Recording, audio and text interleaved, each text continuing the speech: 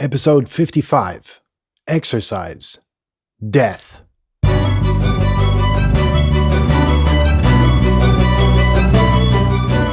You're listening to the very best podcast in the world on health, wealth, and happiness. Please remember to leave a review and share with all your friends and family. And here is your host, Lars Hilser.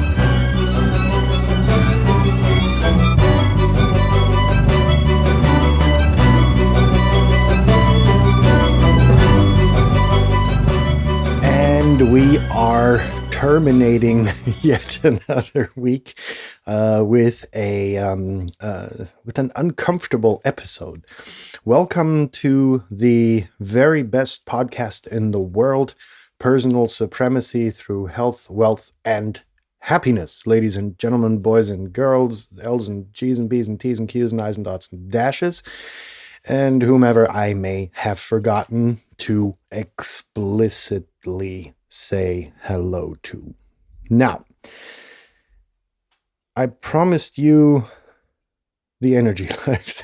Sorry, running gag.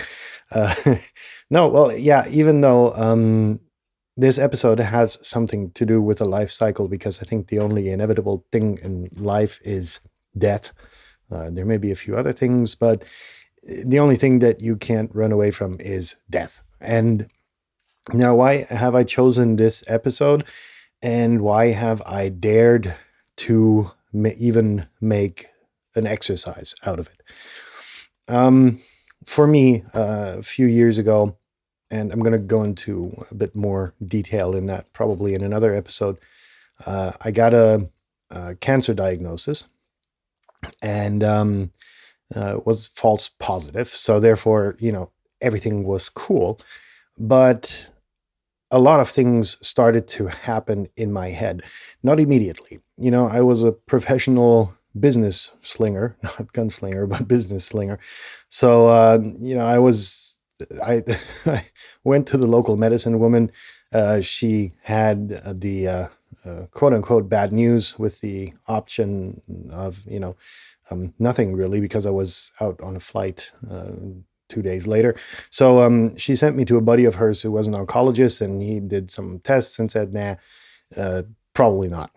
And, still, I went to catch my plane that same evening and sat in my seat, got my glass of champagne, and started contemplating about several things in life. Excuse the crackling in the background. It's the fireplace. It's good wood. So that being said, it was like, for me, okay, number one, do I have any dependents that rely on me being alive? Just financially, monetarily, or is it just that people would be sad if I left? Keep in mind, for me, this is very rational. Number one, I grew up in the insurance industry with professors who made claims along the lines, or exploits along the lines of a life insurance is nothing more than a bet. And my trainer was of that type. He went to the widow or the leftover family members and delivered the cash out check for the life insurance in person. So that's number one. So you get kind of this sarcastic relationship with death, or towards death.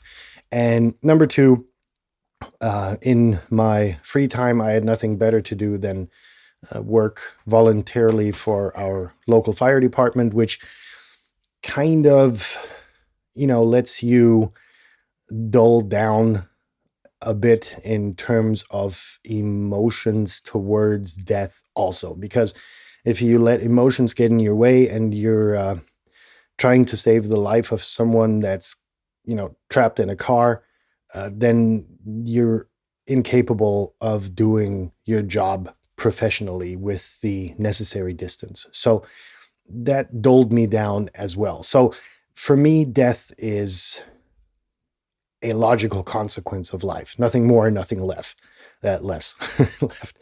And I know a lot of people are different in that, and it was very difficult for me to seek opinions about this without stirring up terrible emotions, right? And like I said, let's get back to the plane and the glass of champagne where I was sitting. I, kind of put the seat down and put the leg rest up and was just sitting there contemplating about dependence, number one. And number two, a very important thing, is there anything left on my bucket list, right? Is there something that I definitely still need to live through or experience before I go? And thereof resulted a lot of thoughts and a lot of shit, which, it was like, what do I do with this information? So I, took my laptop out, wrote it down, and an interesting list started to compile. And now, despite the fact, it was like, it was a shot across the bow. It wasn't anything terminal. It wasn't anything bad. It gave me a bit of a scare. But most importantly, it kind of opened my eyes towards shit I hadn't done and shit that I wanted to do. So that being said, that's what this exercise is really, really based upon. And how am I going to relay this to you? With death, or with life, really more than death. Death is like the ticket stub you keep. Life comes with a lot of responsibilities, and more of you than not will have a family and loved ones with dependents, meaning kids that are not, entirely grown up, who may be in school, need an education, and that sort of stuff. Now, the question in that would be, do you have their education covered monetarily? Will your husband or wife be capable of supporting the family and the house and the whatnot? Everything you've kind of built up, right? When it's your time to go, right? This can be prematurely, and that's actually what this is about. If you're 97 or something, and you don't have your shit in order, you've done something wrong. It's like this natural thing. But more often than not, people pass too early. Yeah, the argument is it's always too early. Yeah, but I'm talking about like in your 30s or 40s, right? You're the peak of your life where you should be, supporting everyone around you, et cetera, et cetera. And this responsibility is actually what all of this is based upon. Now, what an interesting question is that comes along also is, what are you really afraid of in terms of death? And that's a question that I asked some friends really over the years, in just polite conversation. And two things materialized when I spoke to them. And number one, and these two things coincided with what I just said. So number one, they were afraid of leaving their loved ones behind. And number two, they had the same issue that I had. They were thinking of stuff that they hadn't really checked off their bucket list yet. Now, as for the part of leaving your loved ones behind, I already started to speak about that. I'm not talking about the emotional shit that people are going to go through if you pass away. That's a given. They'll recover. As bad as it is, you'll be a memory somewhere, depending on what you've done in your life. You may have changed the world or may have not. You may have contributed to society or you may have not. It's up to you. Totally your business. Don't want to get into that. The individual grief that's going to be experienced is going to be experienced regardless of whether you pass prematurely at 30 or you pass at 97 when, it was pretty sure that, you're getting closer. And so that's one thing. Now, as for the afraid of leaving the loved ones behind, loved ones don't, just take your family and your closest relatives. I need you to look one step further and see if you've got your affairs in order with people, for instance, that you work with. Were you an asshole to someone recently, and is this still sitting in the room somewhere?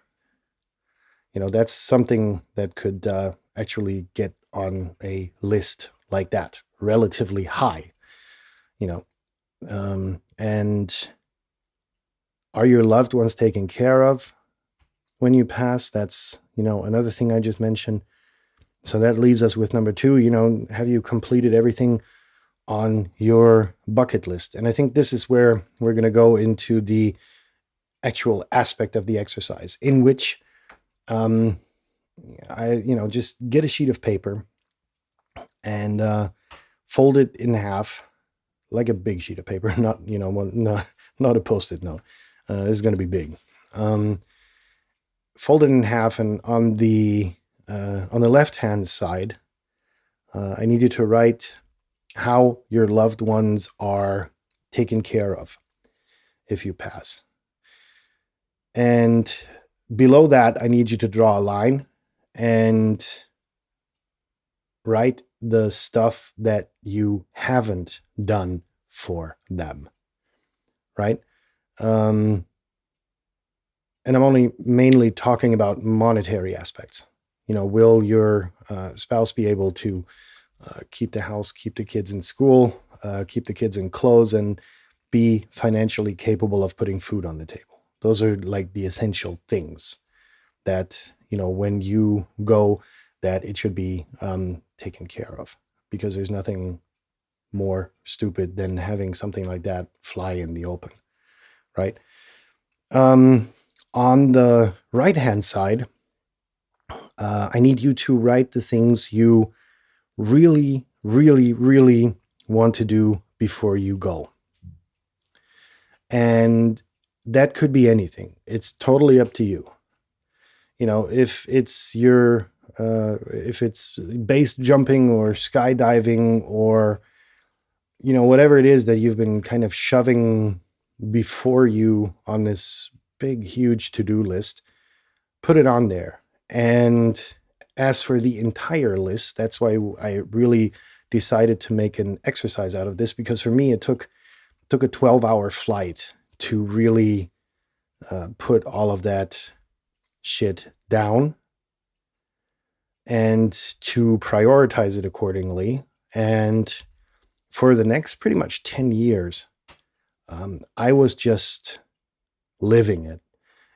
Everything that was on that list, I planned, scheduled, did. And, there's some things left, but they're not really a high priority. So, for somebody to ask me, hey, it's your time to die. Yeah, shit, but okay. There you go. Been there, done that, got the t-shirt, have everything scratched off my bucket list that I wanted to do in life. And, the avid listener might say, but then your life is boring. No, it's not. It's everything but, right? Life is forever, until your last breath, going to be this one huge, big fucking adventure that you get to take advantage of, right? And you've got to keep that in mind. Every day you're sitting at home on the couch, maybe that's your thing. Maybe you get something out of that. I don't necessarily, but whatever your thing is, life is just so fucking beautiful, and you have to keep that in mind. This is just like how do we call it? Like a death insurance, not a life insurance, but a death insurance, just to make sure that you've got everything that you wanted to do in this limited quantity of time that you have, that you get that you have that done. And everything that comes after that goes on the list, needs to be done, right? There's so much procrastination going on in so many people. It's like, very interesting to see how long people actually shove that stuff around. And then on their deathbed, they go like, shit, had I done this when I had the chance. So, in that sense, you've got homework to do. In fact, I'm going to cram out my list and kind of update it with stuff that came to my attention in the last couple of years. And I hope that you realize that, time is finite and is like the one asset you can't get back. It's like with money, you go broke, you go out and hustle and earn more money. It's that simple, right? But with this, it's kind of like a call to action to something that a lot of people kind of leave out of their mind until they're, confronted with granny's death or something like that. And then they have their time of mourning, and then the regular 9 to 5 bullshit kicks back in, and granny's forgotten. She's got a tombstone somewhere, but the entire effect of the shot across the bow is just gone. So in that sense, without getting too negative, because this is a positive exercise, because it's going to, getting all of this shit on the right side of the paper done, your bucket list, that's liberating. Let me tell you, for 10 years, I've been kind of striking things off of there occasionally, and it was just so fucking liberating to get all of that stuff done. So in that sense, have a good night and a successful weekend, relaxing. And I will hear you again on Monday when we're going to speak about a totally interesting new topic, I hope. In that sense, keep your hands above the blanket. Peace out. See you on Monday. Bye-bye.